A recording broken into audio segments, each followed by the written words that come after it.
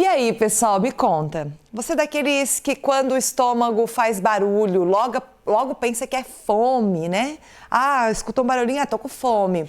Saiba que pode haver muitas razões para o ronco do estômago, não é só fome, ou se for fome também, né? Agora nós vamos entender as causas deste barulho, como fazer para parar e também quando devemos e se devemos procurar um auxílio profissional.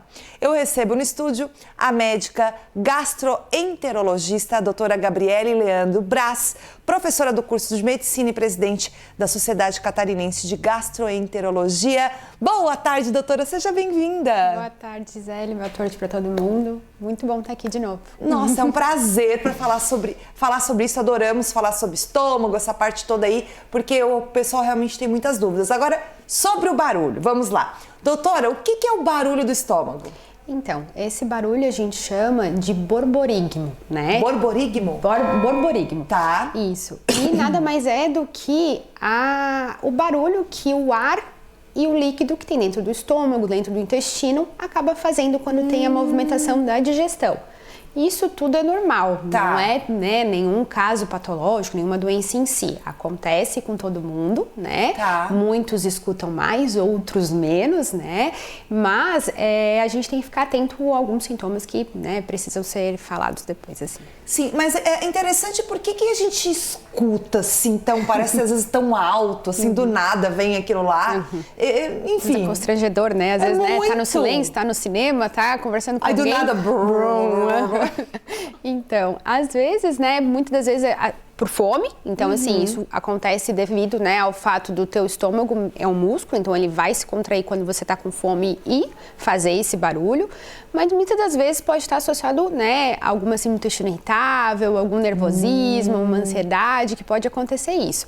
E o tipo de alimentação, né? Sim. Foi falado na minestra, sim. Então pode acontecer e dar mais barulho nesse estômago também. Então assim, vamos lá, pessoal, a gente vai falar das causas, eu acho que a doutora já apontou algumas ali que eu tava até pesquisando, eu fiquei até impressionada, eu não sabia. Porque eu sempre associei a fome, mas eu não entendo por quê? Porque tá vazio, entra mais ar e daí faz mais barulhinho ali, enfim. Por que as pessoas associam a fome? É justamente por isso? É por isso, muitas das vezes associam a fome porque realmente tem esse mito, né, de dizer que é só porque o estômago tá roncando eu tô com fome. Muitas das vezes o jejum prolongado, né, no caso, pode fazer isso, então esse movimento que tem ali do ar, desse líquido que tem dentro do estômago vai fazer esse barulho, principalmente se você estiver em jejum, né, então esse barulho vai ser um pouquinho mais alto, tá? Mas nem sempre vai ser só pela fome mesmo. Tá, então assim, pessoal, a fome pode ser uma causa.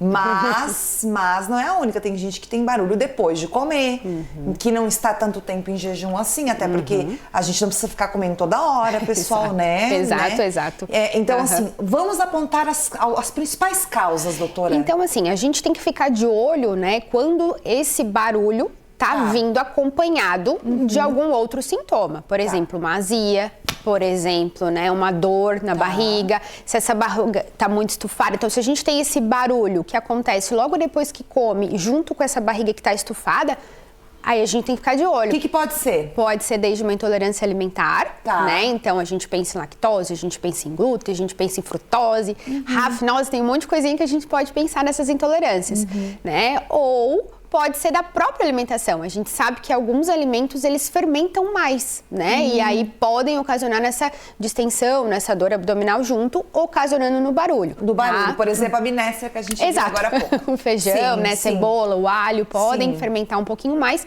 e acontecer de dar esses barulhos. Sim. Então, nós falamos de várias intolerâncias. Você falou da síndrome do intestino irritável, que é algo que eu tenho ouvido falar bastante. O que é? Então, a síndrome do intestino irritado nada mais é do que é o intestino que está eu brinco no consultório que é o intestino que é mais sensível, né? Aquele intestino que realmente reage a alguns tipos de alimentos, à parte de estresse. Então, o nosso emocional, ele inflige bastante no nosso trato gastrointestinal por completo. Então, a gente sabe que se a gente está mais estressado, se a gente está mais nervoso, se a gente está ansioso, vai influenciar nessa parte intestinal. E aí, a gente pode gerar esses barulhos desconfortáveis. Sim. Aí, o barulho vem ali pelo estômago, mas é porque o intestino que está bem sensível. Exato. Dá para parar? Dá. Dá pra fazer parar, doutora? Já pensou você naquela reunião, todo mundo em silêncio e o seu estômago? E todo mundo adivinha de quem é, né? Parece que tá escrito, é o seu, é o seu. É verdade, Gisele. Então, assim, nesses momentos onde a gente tem um encontro, a gente vai no cinema, tá numa reunião, evitar principalmente esses alimentos que têm alto teor de fermentação, né? E principalmente as bebidas gaseificadas, tá? Refrigerante. Exato, refrigerante, água com gás. Então o pessoal acha, não tomo refrigerante, mas tomo água com gás, né? É uma bebida gaseificada. Então aquilo ali, junto com a sua alimentação, vai entrar mais ar, né? Então vai ter o alimento, o líquido que está lá dentro do estômago já fazendo a digestão, porque quando a gente está comendo, a gente tem a produção de líquido dentro do estômago, né, para fazer essa digestão. Já tem o ar entrando, e isso vai fazer com que você tenha realmente mais barulho. Então, olha só, mais uma aguinha, né, normal. Normal, né? Não é que não possa, né? Não, tomar. água com gás é ruim, mas vai tomando uma aguinha ali, gente, para disfarçar, exato. para nem vir esse barulho, né, pessoal? Agora, uma coisa que eu acho importante também, doutora Gabriele, é com relação a procurar um auxílio médico, né?